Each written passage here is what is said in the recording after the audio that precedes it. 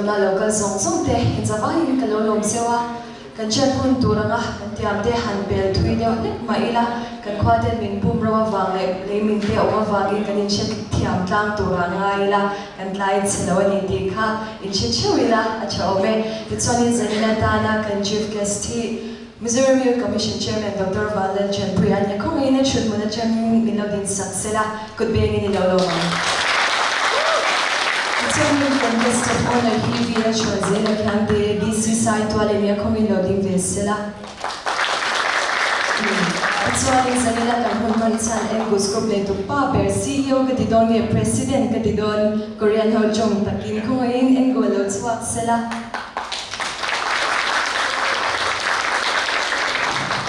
Zakvat tolo ang letter mic mayan hanting tele nung laban siya kinzona kan zon tengtse hey kumsom na may kalto aniya ibulchan tirle tun soy nang laufia mga kang iton sa zong tekan toy fel takin ingin na ihlim tsang te ilungay tsang te po niyang susurdo inga ang hanserdot te sa aking haring som balito ni media kolera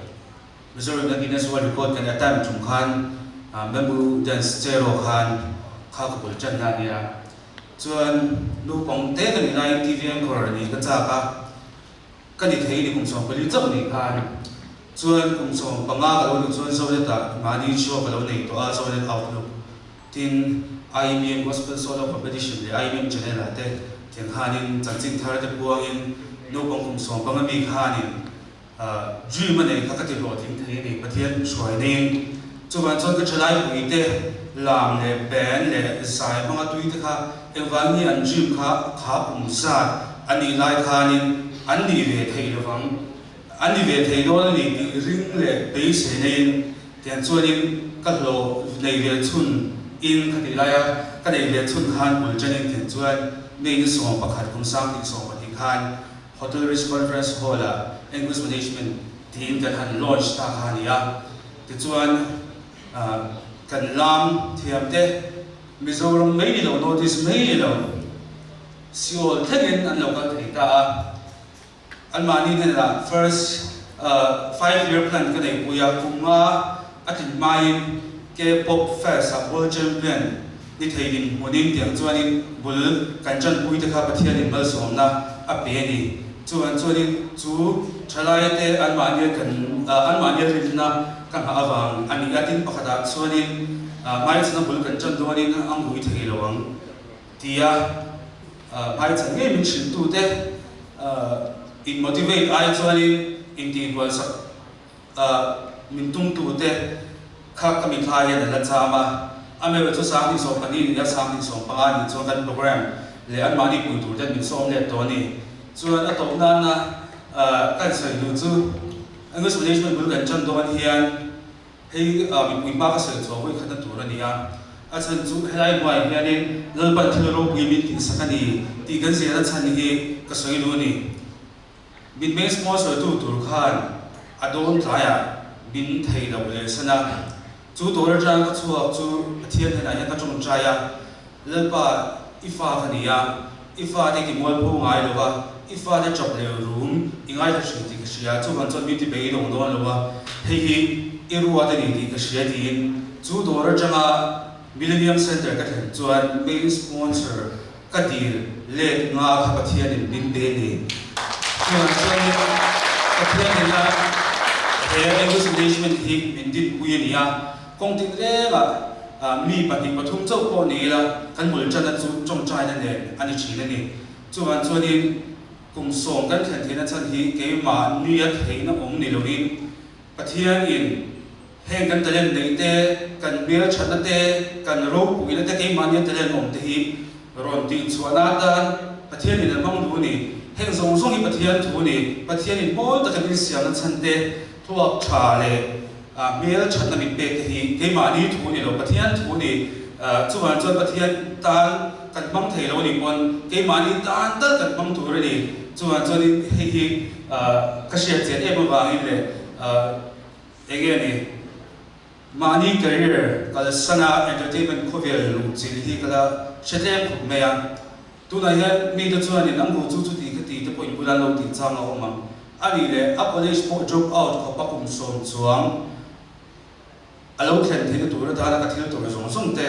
le ka thiam thei lo ndi lo si khan ewang nge ka chalai pui ta tan hian kum som chuang hun ka lo man ta kan nei mo nei lo mo ka lo thling mo lo thling lo mo te re be na chuan binak ta tan mal som na a thlen don ni ti kan ri da wa le kan she da wangin kum som be hi min tu sak tu te se lo ka khom zong zong te na ma ni za ra hianin ka kan lo thlen ta ni lal pan thero pui tak mi ti sa kan zai la hum ta hum tu tu sa na ka na chu ri anh nói là anh nói sẽ là cái school uniform kan hak lai chang toi nang zo mai lo phum to khai nia za cha te boy ne chin ka ringa ti chuan ni kum som nai mi lo kal ring to nia khang zong zong a han che chiat na te boy nga anga khang I theng hil the nga lo kha to khana min han se se te pathia za che che ni kan I vak lo ma se voi ka kha ko chon u pa min tak mai hi ke interview a kan mai kha lo lui ve to a ai interview mai to lo sei tlang pu chin hi karen kha rong ka ta a mo ha no chat mai ho a do cho ko ta dan me to ang ka ka ole kan lo me ole che chiat hi zo fo nia dan chuan hun se mi man saturi jiri la do so la kan som ma le in the line to be picked with it, saying that here, hey, Ambus management kum so tin kum so biar along with the heck maya pun ser nong tura sarang buat mino buat hi kapul awin kalom tak set di kaganong soi dua 5th anniversary kan long ka pun ser kan ha kamang tua tun 10th anniversary kan thing le an ngai tua chuan kum te alo liam ve tua pathian mal so na pathian in kai shoi na chiang takin kan huwa ke ma di thein na le kan chak na ni lova achina president ron suyang khan pathian in kai shoi na pathian min on puina pathian ina min ven wa ma he un thleng tu un thleng te hi kan di ti zaina yan shethan leila ti hathu ma kan ron soidu ni kan un ser chan na pathian thiam ni melo ti riang Philippi bungli changli lalpa chuan lom fo ro ka ti le pekthi nang lom ro lalpa na thu ban ti ri kan za ta man so sa ro se pathian ne na zaina hian lom tur kan dia tun hun kan theng theya kan se se le kan than wa mani wa kan thiam na le kan thei na kan tin le kan fel wa mani wa pathian in mal min so na min ven na min kai shoi na amani mangai na wa mani hi zaina in she tharila pathian in mangai ve choni ti zaina ka shil thar na le bok choni kan hun ser chan na pathian mai lo bona ole pa zaina angin hun chat tak min te ka wa lo thu kan shit sia Ambus management lal pa he chen win shoi na wa kan lo ma lal pa nang ma kan ma shoi tu ni wa lo thu kan shit se lal pa kan thu kan che chual ar sat boy na kan to na tur ka nang min ve ma lal pa he le chen he industry hi lal pa I shoi ze ka wa lo thu kan se mi man satu kaval jiri chu alom tu kan soye ole tu na chuan zai moi ta kaminoi turin kaval mur han sang ko ni kan som chin zom hale Bible katla ron chap tur hi Bible reading and prayer rajawa sakti apa ni lo benti mai the masa ka sai hun tu ka she box si lo ana mana ko ron theo ka she chop chin pe chawa min lo she thiam masa tu ri kan ge chawa chuan sarang gua kalong pui em ma now te jingami ni lo mai la now te am thoi ni na am tha tham lo wa achuma bita ni lo thu so yani le ka zuam lo ti la kan sa de mai te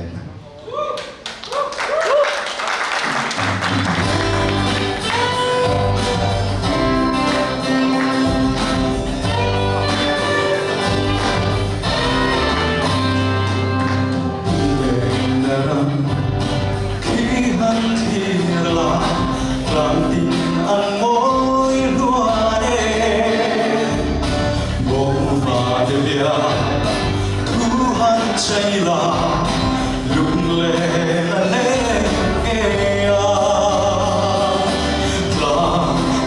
cho kênh Ghiền Mì Gõ để không bỏ lỡ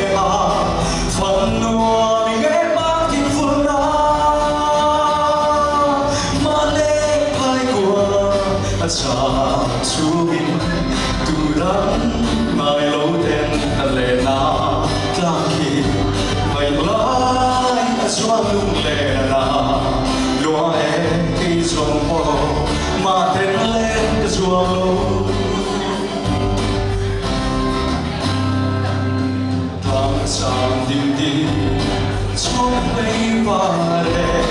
thiên đình lên muôn vun rồi thiêng đó sẽ tin lên trong tin lệ lệ lòng ta là tin chúa lá quá trời rồi lệ mấy cu ăn chế quy và lệ thiêng yang thôi lệ à phần nua mình nghe ban tin vui nó mà đêm hai buồn cha chú mình đất ngài lối đêm lệ na là khi vậy lại mà chúa lệ na đóa em đi trong hồ mà tên lên xuống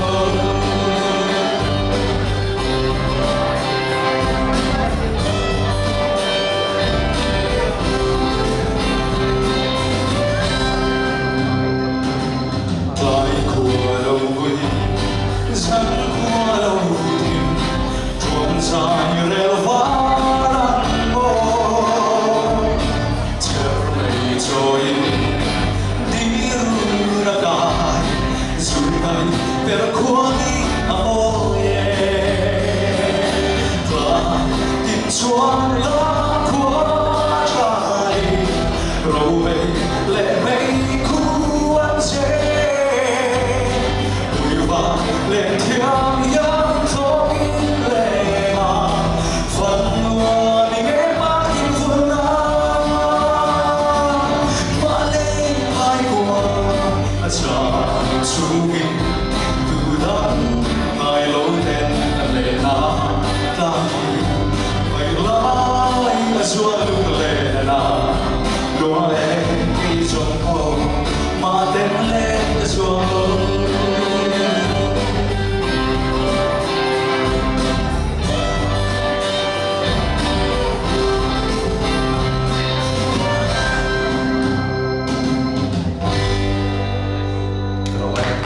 Mula, Nome,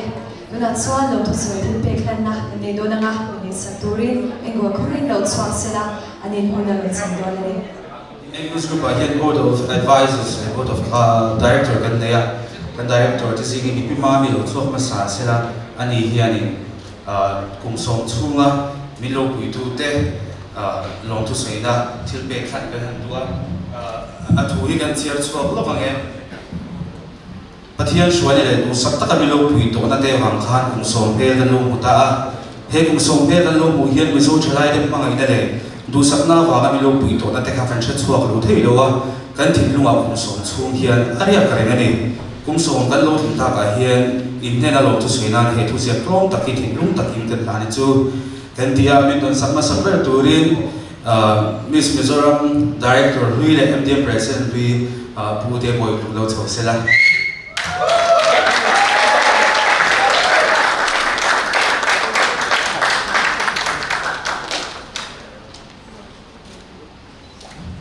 so you tell me it's money put the low bit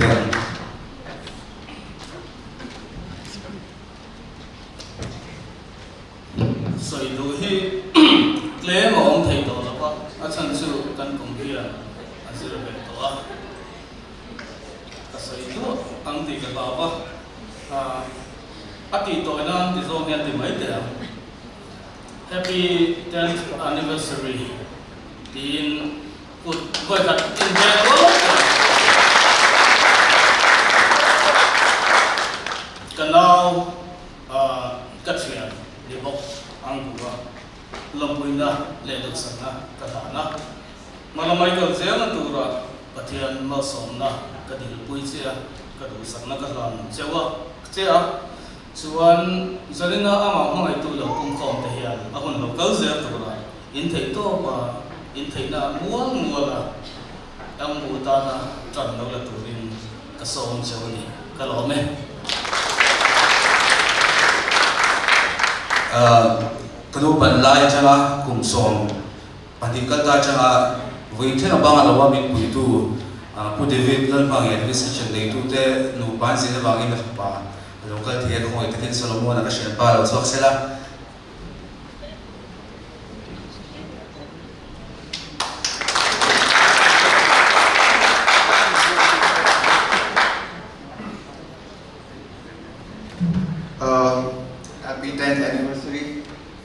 and so mình đang nói số này là cái đó chẳng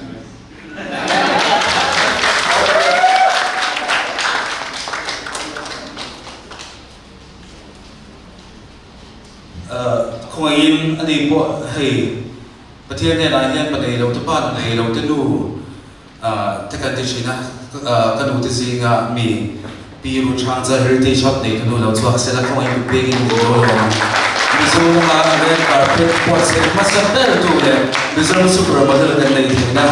อันนี้กับไปเนี่ยเรามีส่วน entertainment industry เนี่ยที่มีทั้งสักวันพิธันติโหชิงDikton min sabjakut pasaber dengan board of directors jigni ino soma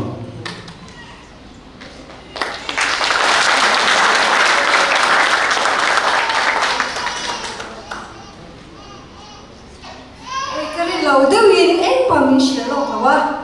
karun khenga ni chu chuan ma se gal pa chu fakino ro se ti ba ki chu se ko de ba onya yanin angua kongte entertainment kong shim hi khovela nge modi khovela dila kan khovela zim te to ponya tu khovela ni bia tu ta chuanin next level la kai tur hianin step kan lak ngai ni tu one step ahead next level ka ti china so chan next level a chan inge kan nei tur ti hi với nhà hanin angua hianin atakin min modira angu han nghe ni ka shiru zo với nhà han mai na zo ani ni zu mai na le no na le ni na apo la hai ka china kan ko mai em a mi fel ni na kan nei lo kan fel lo ni zu tu mai hi ma se mai na ania chu chuan next level a hian ron shwai ka tia voinia chuan a chuan ve thin Krista he ka sei lo thei lo ba chu Krista mai na wangin Krista chu tunge kan ti chuan mai na tu ma kha a en shangai lo ni chu khovel pui kha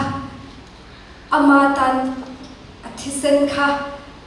to ka ni alwang to chu wang chuan khovel kan tuam dam le thina chu mai na ni ti ka sha win sana hian hei angol na thiam to angin ka ke ma min mai na te nang ma ni a mai na te alan tira voi ni han an lo mom ka tilu tuka angwa hi ka mai em sana chu min mai em wa ka ni lawa ka lo ma ni chu wang chan voi nia AMN network lo mu chin dan ne a next level a lo kai theina ka mo na chu mai nga ni ti ka sei lo thei lo ni ka van lom em Krista ho na chu sa mai ya om thar le se tom da min om te kan o ango kal tlangin ka lo ne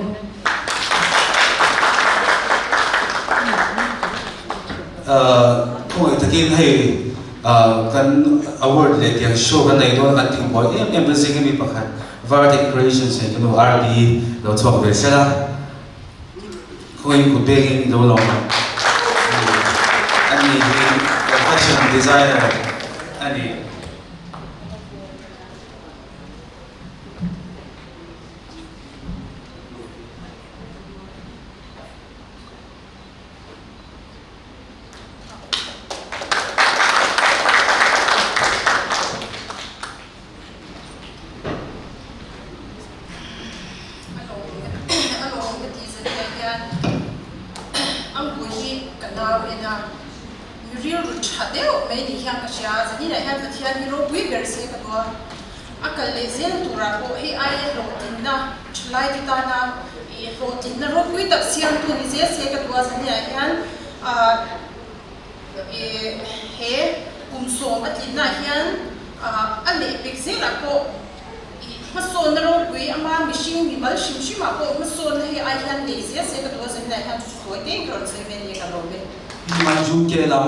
the board of directors zing mi lo chok sela mỗi là dọn chung in hay sang khi bị anh đi bộ cái gì chuyện này về tổ không mấy sang thì xong và MDM upon committee mà sắc bén cái sang thì xong và thì board việc sang thì ina anh cho trong cho nên hay với cái cái program rẻ itita tu takin rồi dài tiếng cho nên để tụi lung puin hun hong chi na chung ai hian long tu sei kan patani ti cho nên anh đi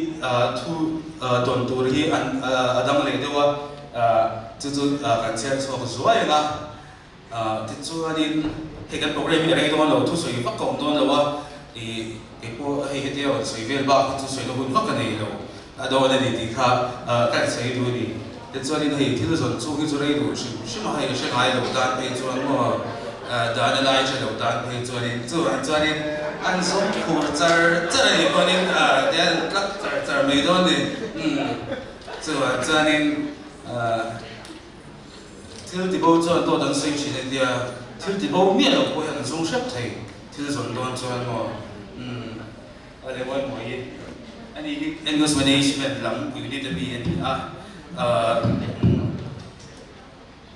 dài cái artist thế tiếng hiền con cũng sống cái lâu trình là hiền lòng thu suy nan tiếng hiền cái gì cái này bắt hiền suy này đủ sắp tất cả cái lâu thổ hậu trình tổ nào vàng thế hiền cũng sống hiền cái lâu một ta bây giờ trở lại thế phong này đủ sắp nào vàng chẳng hiền mình lâu ấy bùi này tất cả cần chất xua cái lâu thế lâu à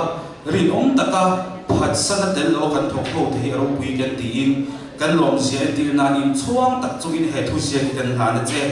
mizo bui ta sai mi oi zel tur le chuan thar lo lo zel tur te en ton le pasia tu ni zel thei turin tu sakna sang ber kan ha na che tin sang ki bi khian te na hian in chuang ta tin he kan kum som tin lom na ni le sai de sin na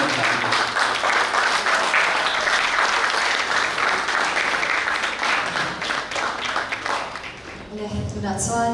kan mong te kham leo ta kin sai tu so ma kan lo lam pui do le din ya làm gì để không lâu mì có bồi lâu về,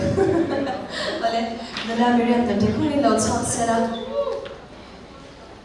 anh đi khi là cái chuyện chỉ là cái sai lâu tổ chức đi à, giờ này là anh biết cái chuyện gì mà bạn đi thế đi, giờ này là cái lâu sinh rồi đi, anh có bạn tuổi em là mà thằng nha, to love somebody đi à, Bee Gees là cái nha, thì anh biết nói được nha, lâu sắc vui vẻ đó nha.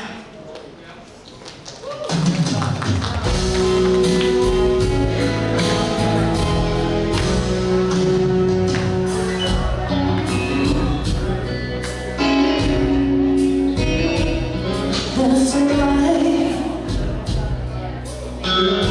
some kind of light that never shone on me. I want my life to live with you.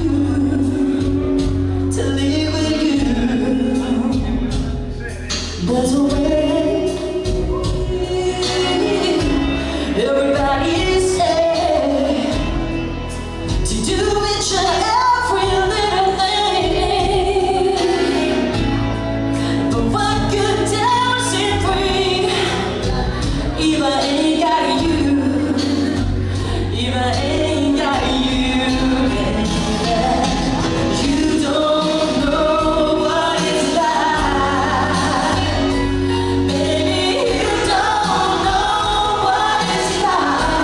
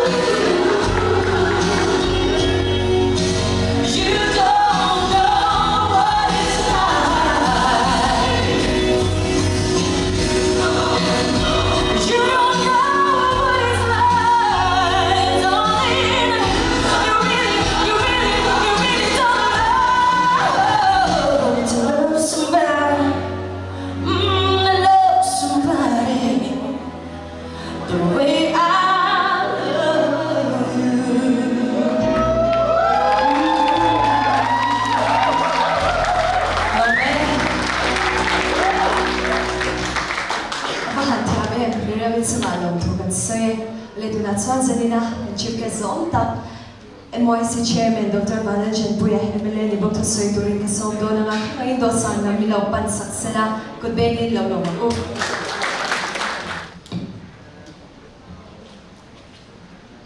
kan program ini man bin kai shoi tu kan anchor lula Angelina Ponite ubier shoi site wall DC zaum tak kachian pa bokte tin te boy tung kachian pa te tin when I hear hey Angelina lula mer tak tak mai te miss zaura college miss te mun chung sang ai local kong tung miss India Mizoram ti te ni tanok maya along with the comeback chuang le chuwa ami man takin ka shelo chu poi ke ti khop maya par se Mizoram ta na chia tlak tak tak te Mizo ti ming chu tu te ni ti ka shia ro be be wari zaina hearing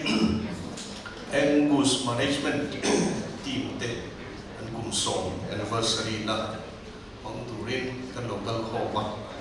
kay po coffee sa te localin minon man pui de chen ti along takin kalo poma ahun taka ha kalo thenga dari ta antia dari ta kalo thenga ba se mizau dola tlamwal kan pangchu lo khobin ka sia atang chu kan tang klai khop be ka sia một số trận phố ngài viên từ xe đi nằm bằng tiếng sốt từ phía đến thổ đi bằng ngài viên và từ lại phía đến các hiện diện em bậc hạt chú All India Service sang Mizo đất lính thể lộ hi nghe sản đi tin gần buổi buổi mẹ cả mẹ nó chặt rồi mất bồi lâu đi lâu chẳng cả rồi mất bồi lâu đi lâu tất cả thổ thể lệ Khovel song di hilong ngaya tunai herin kan soi zo ka thane mai na ta thalai kal khom te kan ni poka All India Service kan kin IS abik ta kan kin nun beri sangi le som pali dia Christina zo than pari khania so bi nu zo na IS kan kin tam mia lawa mangan kha khom mai kan ti ke po All India Service exam chung cha chon ka tuina ani em san Marazukan chut nu hianin mutanin kain sia ka soidu ta ka chu tun tuma khan kan state sarkari kan chief minister zong tak backup na in kan initiate chu ta chuan an airfare zong zong an telia tho thak na man tu te nimin khan kan tho tha voi hian batch ni na tho tha nimin pia khan batch khat na tho tha boga wajira nan rafi India ma academy chapter how can sign buya chu Vajiram Ravi ni ya Vision IS kan sign buya ALS kan sign buya Delhi awa kan thon tha ti chuan kan soidu ta ka chu an airfare zong zong te Delhi an zirna man zong zong te an hostel man zong zong te hau tak lu tu kha se nuai nga an mo pon nuai nga theng ang tu chu ni turing kan tir tha kan zong ve kan tia Mizo thalai ziak lu ngam sa tim siam mi sanga le somsri panga ani register chu exam ni june ni som ni le pali ziak lu ron kan in el na tual ron lua ngam chu mi zan ni le somria le pathum chawan ni kan nami kan ral me ti sia ta ngai ti zani chu kan soi dia nuwa langwa thadem de om si ga hian kan chang kam rol mai ke ti te ka naw view a tak tak kan ram hi chana mai tu na hian ti ka soi duwa chu wang chuan a huna thil ti turen taima ka ngaya miram taima si te mi thalai te taima si te a huna taima si te kan sia ni chu wang chuan sarina hian engu management tina kum som lo tin theina point taima na ni ka sia asi kong so song te ka lo she ve chia ei kan sia te punanu te hon hena tan te ka lo sia pun khir tak tak te lo pal thai kum so ma lo kal ni ka sia lo hong ka tia hlot kin na tak tak dai tu chuanin a tak tak na thok thei hi lo ngai tak tak to ni ti thei zari hen chat tai la thai ka sia mi zo tam hi tu na hian nam dang te singa enge ni kan mual pho me ka ni tu tum UPSC exam a khanin prelims results ho ga khan Nagaland te chu kan sia land of festival sanin dia festival ten boy puin sai me ma music te po ke ni ai boy puin sa zo ma mai ka sia chang ka na ko ma te po an bel thain an chang ka view wa ma se Nagaland te khan khup a kai ngai view wa ma se tum tum results ho ga khan Nagaland na tangin mi somwa chuwa man thing ni ke ni chu ai zo na tangin prelims a khan mi som pati kan thing chu ta azar ve chu nam tang ni Mizo hi tu na hian kan niam lutuk to ti hi kan soi do thorim na tak khovel India ram chou tu chuan thorim na tak ne na kan tho chongai ka sia sai na hian he management team te so anniversary kan lom na hian Mizo thalai te en kon tu kan ni na ngin Mizoram Youth Commission chairman kan ni na ngin thalai te hi I urge you to work extraordinarily hard in culture and service. Point takin, there to point Miss Pageant at the point for him on effect. Then Pathian point, the China han Pathian to Ganlama. On may turin touch turin mintilo from shim, nuam chen turin mintilo, Covelhi. Zanay taka Covelhi mga tumrua, titurin mintini. Football khel ho zong an tai ma se te tangwal je te mi chin ho te khan na thiel ka trong wat tu so na thiel khel wal dia ka takin noi satel kon te kan sai do ni tu na suan Mizoram hi India ram football hub kan ni mega kan thalai da thokrim lu tu chuang suan chu tiang zel suan thalai theu activity sang kan ne na ke na then academic ne ga then chu modeling ne ga attend to Miss Pageant ne ga attend to skill development tenenga, attend to music industry tenenga, attend to fashion tenenga, cover dance to zon taima ngai ni thi foi na sai dua zanina dar ya ta chan tur gan ti dar so vel chan khajuan kan ni na khalang ve thada ni me thai me mai la chu wang soren zanina hian bizo thlai ni singa kan sa tu chuwa to thorim na tak ne hian cover li be don le wi so ngui ti tharang mo tin karon soi dua innocent ring tiga handing te ko takin ruat lo handing ko pe ko ai Mizoram tu na tennis pakati kortia lai tennis number 1 ni karon soi nia pakati Mizoram tennis sports thaper singa mi nia tu na thulu ko ai takin aita dia All India Tennis Association atea khel tu na kan thalai te promote me tu nia ka chuang ani an dress chu as aro kuivak lo ma se Mizo ta Mizo timing chatun chu wang zon nang di ho zong po Mizo thalai ta timing chaturin atak taka nam nang te singa te hian ro pui turin i be no le mu ti tak ne tin sani chu kan som no tu chu ni sai to DC po zani na kan singa o ma thien pa po ti chakhop ba ya bani khanin covid va ga India ram mun san san le na to ko de ro bo chova skill development lampak the state in rehabilitation lo tu na ko ate po DC sa te milo puiru kan tia kan thalai cement mystery ate tin fok full dilam ate food processing ate cake baking ate chu DC office te pon that tak milo troyo ma punan po na sataga milo troyo tu nia kan lo le ni chuma hian cycle this tika thalai zong te milo tu lo na te lo man tin sanina hian kan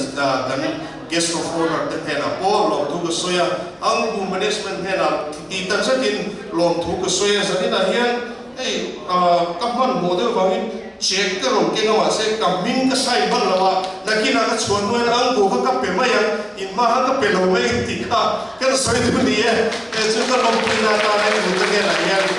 ko sa te check te ka lo pa ne chu ka soi ti ni se zawai chu ka lo me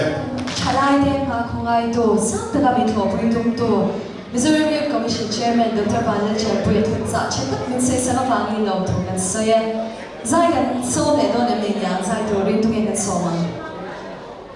tu ge zai to ra indo sang ki mi so ma sang ki mi kyang te ko in lo swan se la Langin do at hantenya. Di tong lo fa ka ti do mi. Kan po men. Ale sang kami an sobe.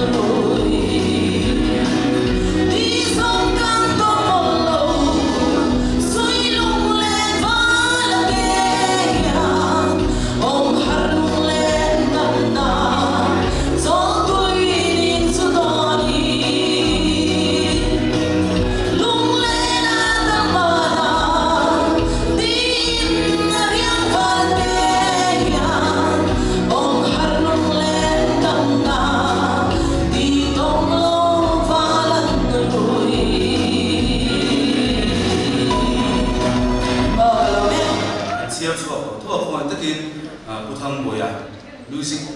mi kari ko chuan ani pu ngai lawa thang boya an te nge khoi lo thua sela ani hi kala po te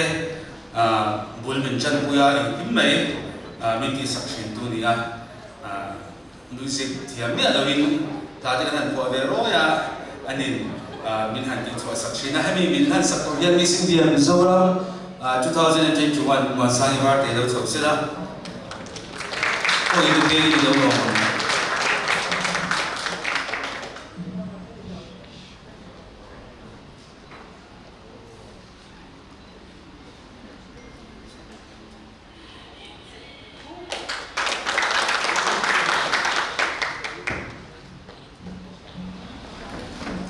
cái chuyện mà hi ở đấy tòa người ta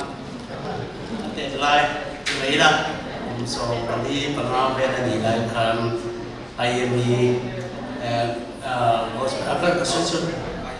IMEM gospel solo competition kan kita yang kami kalian kalau mereka kamera dia seorang tua kan juga kan saya kami pun like kan leadership kan kita jangan diminta kan karena lah di kanan sini coba dia jadi dia mah mungkin tegak ini kalau dia memang tulung tapi bagian ini apa ya ini boleh makan ini loh masih ini zara dia di lomanin lo hanya dia nanti kalau ini dia trong kami cái chiều góc đầu cái chứ các trong công chiều chưa cần music play này chứ mà cho trong cái đoạn chi cái này nó các nhà thầu hiện là sẽ là mấy các đình này nhá cho nên bu có pháp tất cái gì so với về người ta cái này thì chúng khi mà chẳng những nói các là còn thì cái rồi nói tất cái mà hiện ngồi thì lòng cái gì đó bị bắt hiện thì mà số nó tấm tập để sẽ cái nó phải sẽ được tụ ra bộ được sẽ mà tấm tập là nó tin ông bù group để organizing committee giống giống cái số thì lúc tới lòng thu sẽ nó sẽ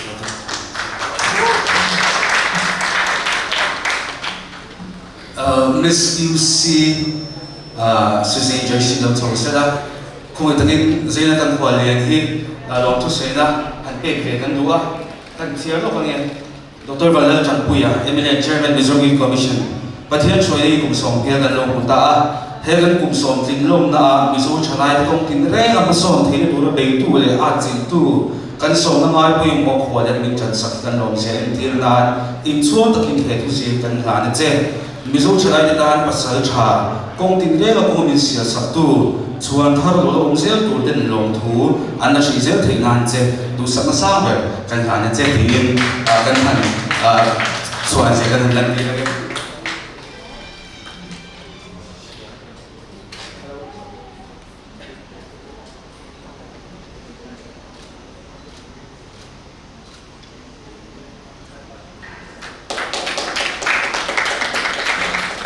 kan guest of honor pu vial shwaizera thiate hi kan chia ve lo kama ani ni president ngui mizoram de duak kan chia tan khan sai do district por sa pani a pathian shwani kum som phe kan lo muta hedin kum som tin lo na mizoram ma thing le ma che re o mai tho tho na kara na sa ta kam hala tu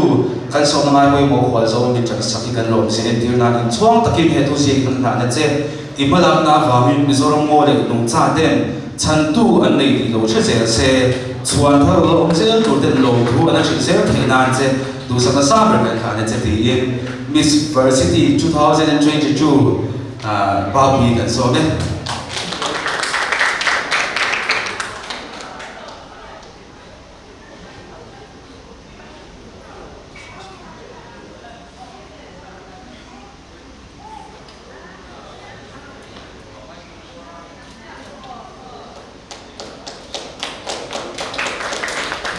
Layan kan tisaw sunga kung itakin Miss Varsity 2021 kan special guest lau tau sila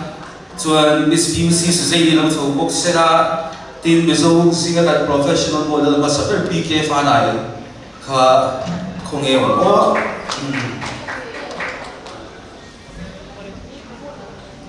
Miss India Mizoram Wansangi Varte lau tau bok sila Fabian Levin Puya Rubaro Mr. India finalist Mizo Singa finalist Masaber ani lo tho boxela tin Mr. Varsity 2021 Ashish Joshi lo tho boxela suan Isaac Larim Ruata Mr. Varsity 2022 lo tho boxela koi kan kualian kha min khan sak thei chuanin kan kualian hian pathum min han sakanga klong pui par kan designer khalo tho boxela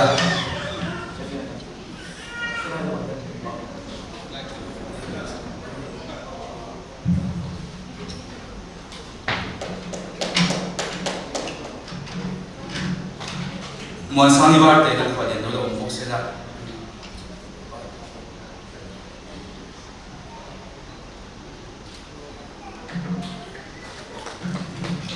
Assis Joshi Miss PUC Suzanne Joshi sorry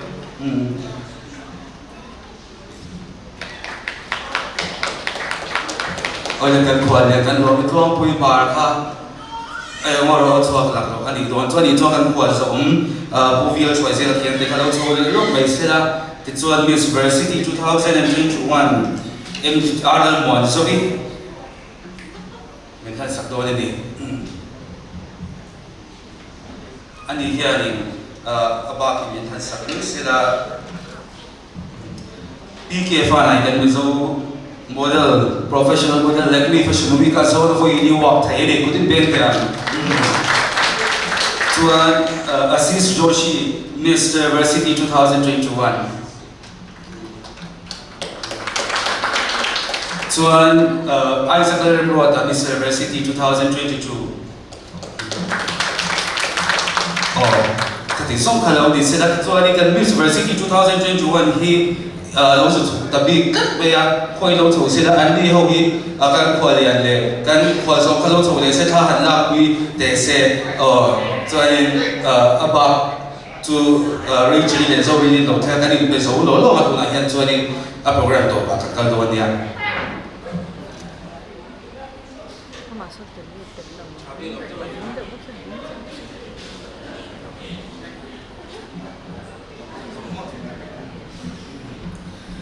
tikhanin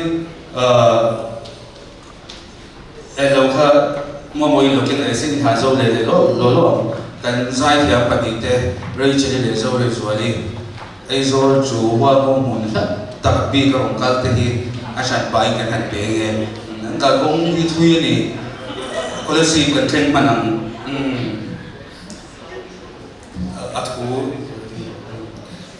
athu kan thia lo kan Pathian chuan le du sak tak kan lo tho ho chin to na wang the hian kum som pe kan lo huta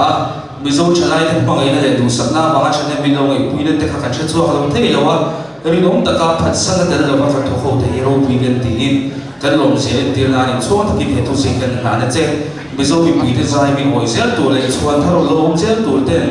an en to le pasia tu ni zel thei tu ri sa sa ber kan na che ti in ri chal ki mi lo tho se na sa ni so panga mizo ai tu la changa mizo mi puiten kan pel shia tani ani hi kan Mr. Varsity 2021 Assis Joshi an han han sak thung sela mi ba le me chi an han te ga ki dang ve nia he na ma he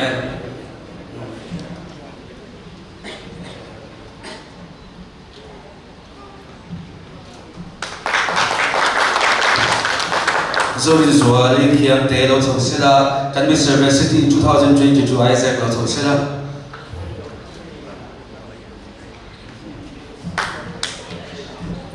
mua thật sa cô đi lâu thầu xe là lâu tôi thấy là cần hành hạ về nghe không phải cái cần Miss Varsity 2022 lâu thầu xe là bao nhiêu anh đi gần mình hành sắp thông đó lên đi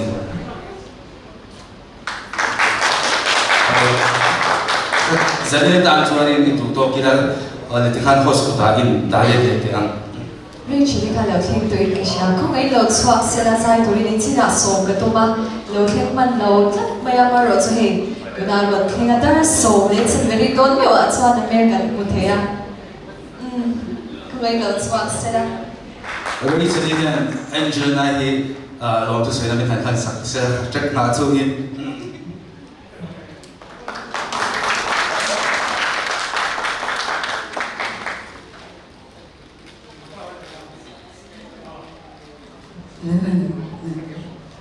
Namasain zaina lamuna de zaikurin ro somi kaloma angua kalezetura dusala kaleze Hãy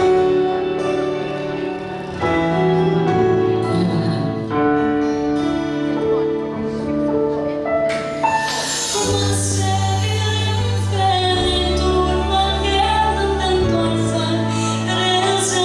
kênh Ghiền Mì Gõ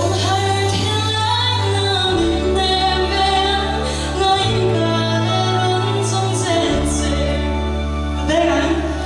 không bỏ lỡ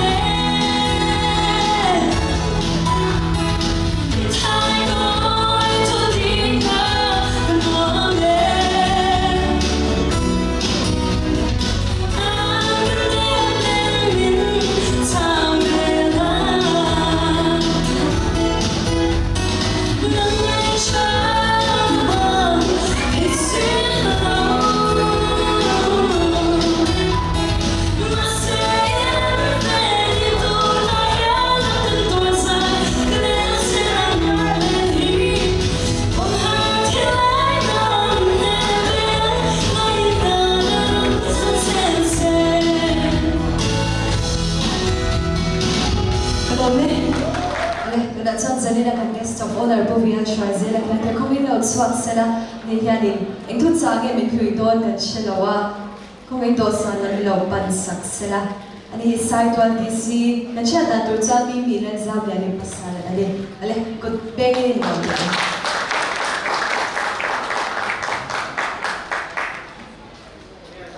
kan host kan chief guest ang dua wena cái chuyện con sống sống đây sang trình bày của bộ chiếu giờ đi anh rồi cái sống sống ăn bữa chuyện ở cái gì na anh em cycle DC là bằng lời tin Green Mizoram network là president of Zone khá anh em hỏi tới cái người phải sao là để ăn buổi đi cái điện sự phá cái khó mà nung kong te ma bi se a effort te hi ka ngai sa na som pali ani entrona e te ga a thi na nge ni a thi an to ka thil la ma na hi along wina som hi kum khat kal ko hara kum di kal ko hara thum som mel kan quy te hi along quy đặc rất là nè cho nên hệ thiếu function cần suy chuyển ra industry thiam lối mẹ cái industry đó mà rồi sư cái tiền khác thiam lối tắc tắc anh ấy mà sẽ chỉ rồi lên thiam tắc tắc anh ấy về nè sư vàng với là những cái appreciate tất cả thì với là headline còn del thì cái mà tin suba ka he anli he china kan possible chia kan Green Mizoram network a henin kan member that media environment hi tunglai chwarin tu ko hianin kan hoi puya tuna hianin he global warming te kan tia kha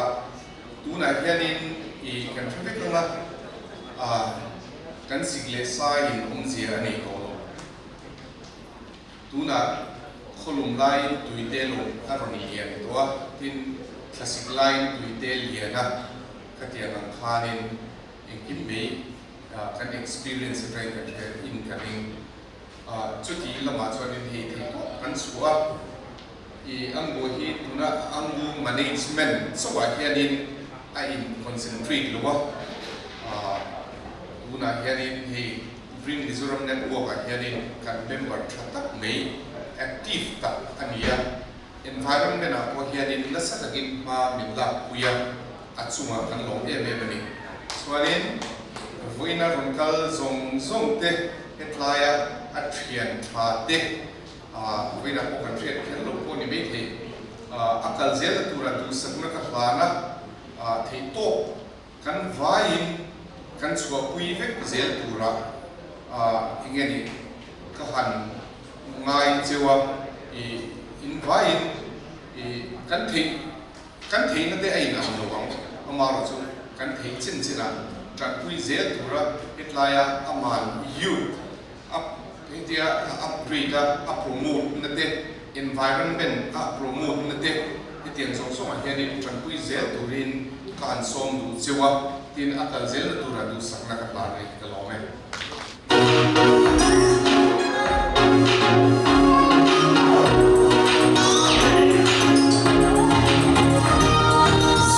cho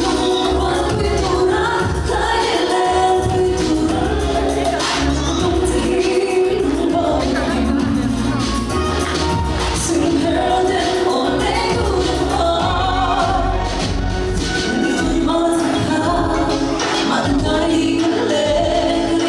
để không bỏ lỡ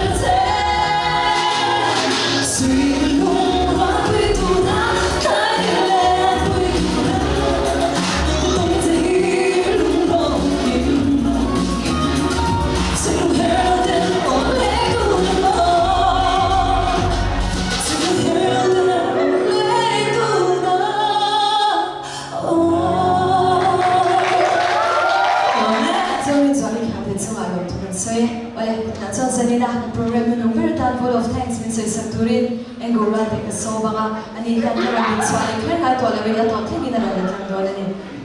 Zanina go home some something. Du sabna thin lung ne na min koma Zanin kan program min ngai hu saka in hun nuta se na duty te nei ti te ka sia chu mi te kal san chuan in lo kala abigin kan khwal len te kan khwal zom te kan zai thiam te chunga lom thu ka soi lu bok ani te chuanin hei Zanina hianin in zawai chunga hian lom thu soi hi bain kanin sia English management hian abin takin hi pi manju ke lama te pi mami thang te te ho an he ema abin pi mami le pi manju phil chu he kan urwal an nia ti chung chuan chang le thing te arma han vin le chet chang te kan ya ma se so do ne thiang lim na ne kanin ko ma kan thok ho tiang hun kan mang thai le ha ta ka san lai ko soi lawa hun nanin pe chi thi aro pi ke tinga keima behind na apoi mo per ta chu ka tho pui te kan board of directors te kan board of advisors te an nia ti chuanin Zanina kan mister te lom thu ka soi lu boka ti chuanin avain is avain chuma khan lom thu ka soya soi mai kan lo nei ni pon min ngai na mula in den kan lom thu soi thu chin thi ai ang fe ka ni soi le chuan tur kan chelawa ni chin a khan thu sakna min hanangin he hi kan kum som ni kan lo lom huna chuan lun jang kum so ga chuan kan kum khat ni he thui ka soya no te chu kum khat ni chuan lo chang lian ta ti ka dau the na ka soya kum thum a lo ni chuan lo chong the ang ka tia tu na chong kum so ma lo ni ta teenage years kan khen tho ve don ta kum som dia phen chuan tangwal nula lo ni to don chu na phen chuan na sakatin he ai ro pui le he ai na sai ba the ma min so ma mezo chanai te pathianin na sakatin min choi lu sia do ni tingeringa tina top na ta na kan soi chu he kan commission chairman o ma ni china khanin aron soi zuaya mezo chanai te ti tak na nuna hianin kan lovin ka shave ka shalai puite ka chave lu chu kan thil ti to hi wan tlat na mila mi lo se na ni mo mi na min lo ti to na ni mo kong bum bo kal lo ka dum lo chuan chuani kong bum bo ka kal changin e a bum bo to ni ti in khun a bum bo to ni tin kan siam chi tha chi ni ma ni na ma chu tian chon chen na ne na hun ma ti ta ka zet le na hun mam tu ri ka shalai puite ka cha lu chu a chen khat chuani a thei to lo kal thei to lo ang te po min ti ma se pathian om ba ka kabul na ya hian nam ni mit mangai tu te in om chu hi chuan Angus Group hi akal zel do na mizo chalai ta ading zel do ni ti sei na hian ni ka sei do ni te chuan in program la ya hani pe lo ka chu thil moi ni to si lo wa long thu sei na hun khan ni zel tho chuan chuan in Philippines na hian long thu kan la le lo ka ma khoi sei cha do chu se la khoi ta ke pu te mo tum khan ni pe sak mer se la ti chuan in ani ne na kan long thu sei na kan pe don ne ya ti chuan sei lu ne pon hun te te kan pe ha te lo chu chungin he hi buke moi ta ki escape eng hoyan anon ke chaka ma so he ta lo ding che lo ding te mai na lan chaka lan bu min dia chu lo dong lok se ding nge a ding ne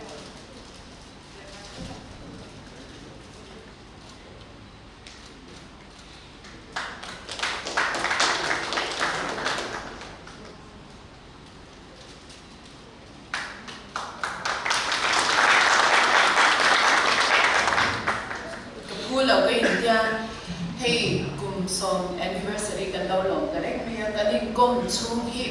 ati kom ge se 2014 na tangin bukan chana tuna 2022 ani to hey le chen kan in ko ma se kan in inti tau chang hi yong me ta chana chuan kan cheve ka kum